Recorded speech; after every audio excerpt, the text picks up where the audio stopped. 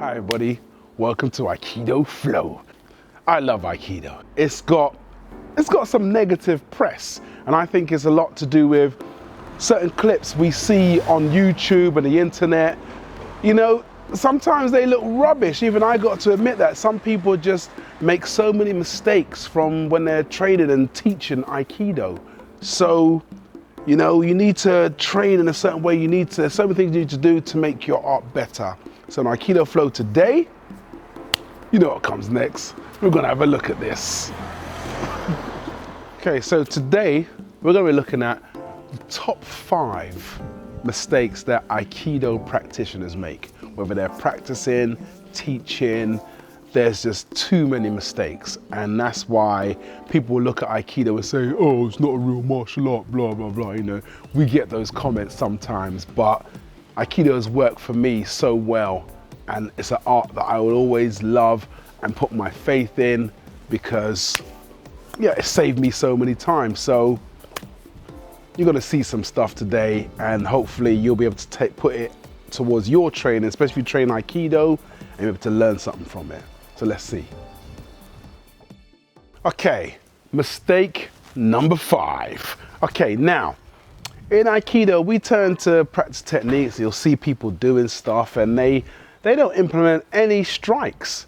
You know, to make an Aikido technique even more devastating, you need to implement strikes. A lot of techniques, I believe, will work so much better, or maybe won't even work at all unless you loosen that person up with some strikes. And when I first started to train, we did a technique called Sankyo, okay? And what it is, someone would come with a punch to the stomach, and you would block here, and you would come underneath here, and you step here, and you turn, do a nice Sankyo, get a nice lock on here, take them down here. Now, we started to mess around with different stuff, and we made it a bit more devastating. So now when we practice Sankyo, he'll come with a punch here, boom, I'm striking back, boom, that's nice one punch to the ribs. As I come under here, as I'm turning, my elbow here, boom, another strike here. Now, instead of taking him down here, I'm gonna keep his wrist twisting. If you look at this fist here, I'm taking it here, and as I'm twisting his wrist, I'm potentially breaking his wrist, bang, I'm punching him as well, and I'm taking him down. That's 3 attacks, 3 strikes within that technique. So, you know, we need to adapt it and develop it, and that just makes it so much more devastating. Mistake number 4. In Aikido, we'll train, I love Aikido because being a bouncer for 17 years, and we train our feet, take people down, whatever. As a bouncer, the last thing I want to do is end up on the ground and have someone's mate come and kick me in the head. But the problem with that is, 9 times out of 10, in a one-on-one fight, you're gonna end up on the floor, okay? And that's why I think jiu-jitsu is just a beautiful martial arts, okay? So, mistake people make is, when they get down on the ground, they don't know what to do. You know what I'm saying? You get on the ground, you get up against anyone who's got a little bit of experience in jiu-jitsu, you are finished, okay? So you need to practice that. You need to implement that style into your own art. So you need to know what to do when you're on the ground.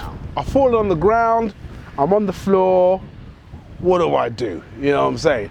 I ain't got time to get up, because as I try and get up, my attacker, he's on top of me and he starts pummeling blows on me. Now, I need to know what the hell I want to do. So at the end of the day, I've got to somehow get him down. Anyone who knows jiu-jitsu would know exactly what to do from here, and we don't practice it enough in Aikido. So what I need to try and do is, I need to get my legs up. I need to somehow get him down on the ground or something. I need to be able to do something here where I'm taking his arm and I'm breaking his arm or something like that. I need to be able to do something here, because we don't practice that enough in Aikido. And this is what we need to practice, because you're gonna go down on the ground. Okay, mistake number 3. Now, when people train in Aikido, they tend to kind of train with one attack, you know? What about those people who do great combinations? You've got boxers, you know, kickboxers, anyone who trains to punch, they're gonna do combination. Even a Taekwondo person will do combination kicks. Every martial arts, they train in combinations. Now, on a normal street ball, even that, you're gonna get someone throwing punches at you. they tend to train in such a way that they'll throw one punch and they'll do something here and, you know, what about this here? You know what I'm saying? He ain't gonna forget about that. You got one hand, he's gonna panic and he's gonna throw the other fist. So you need to train for someone who's gonna keep throwing punches and train to kind of get used to that fact, and you're gonna move in. So if he's gonna throw a combination and I'm gonna bang, you know, I wanna be ready for both punches at the end of the day. I'm not gonna just think there's one punch gonna do something.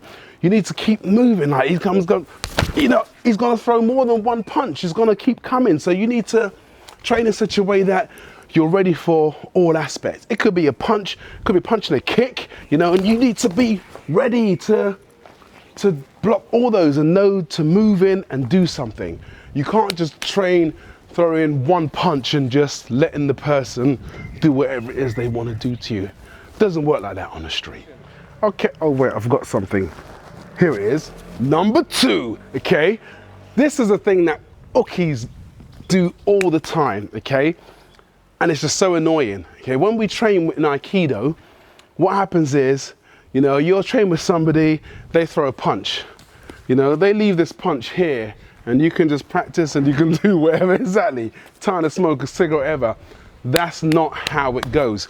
If Andre's gonna pull back, and if I don't train for that and he throws a punch and oh, whoa, you know, I didn't expect him to pull that back, you know, because I'm used to the punch being out here and I'm doing something here.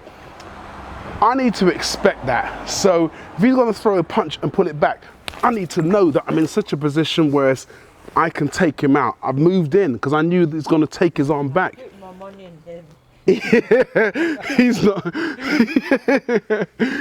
He's not gonna leave it out there. He's not gonna leave his piss out there. Every time someone throws a punch, boom, they draw it back because they want to bang, bang, and they want to come here again. They're not gonna just leave the hand out there for you to do whatever they want. Doesn't work like that. When you train, your Uki needs to be able to throw some realistic punches. If he doesn't, your training is gonna be absolutely pointless. Technique number 1, okay? Now in Aikido, okay, we don't pressure test. A lot of dojos will not pressure test. At Aikidoflow, we love to pressure test. We get on head guards, we get on body armor, because we want to pressure test, is this gonna actually work in a real life situation? It's all good, me and Andre, we've known each other for 10 years now. I don't wanna hurt Andre doesn't wanna hurt me.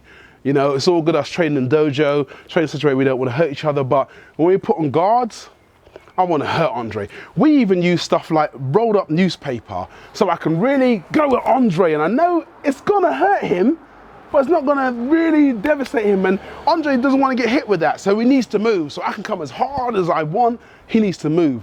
So if we don't pressure test something and Andre comes with a really hard swing and I block it, and I think, oh, that hurt. You know what I'm saying? Then the training stops. We need to pressure test. I need to know what it's like for someone to swing a proper punch. I need to even experience what it's like to get hit. Boxers do that all the time. That's why a boxer can stand in front of you and do this. He knows you might get hit, but he's used to it. So when someone throws a real punch, I can be there and I can do something because I'm used to that. I'm used to that punch coming. I'm not afraid to get hit by it, you know? It's gonna come, I'm ready for it. I've been hit by it before. Sometimes I have missed a block, he has hit me. I was still able to train on, but I got used to it because you got to pressure test everything. So in conclusion, okay, we're all gonna make mistakes when we train, but a way we can overcome those mistakes is like training with people who do different martial arts, because someone does Aikido, I'll go up against somebody who does kickboxing, and then, you know, then that's when I'll feel the reality of, wow, does this actually work, you know? You need to test everything. You need to look at aspects of other martial arts and see what they do right and see what your martial arts doesn't do and try to implement all of that in your own art. Because if you don't, you'll just keep stuck to that same path, and you need to adapt and, you know, just experiment with different things. You need to adapt as the times change. And if you don't, and you don't pressure test, you'll never grow as a martial artist. And when you come to a real situation, boy, you're not gonna come out on top at all. So keep that in mind when you're training. Hope you enjoyed that. We'll see you next time.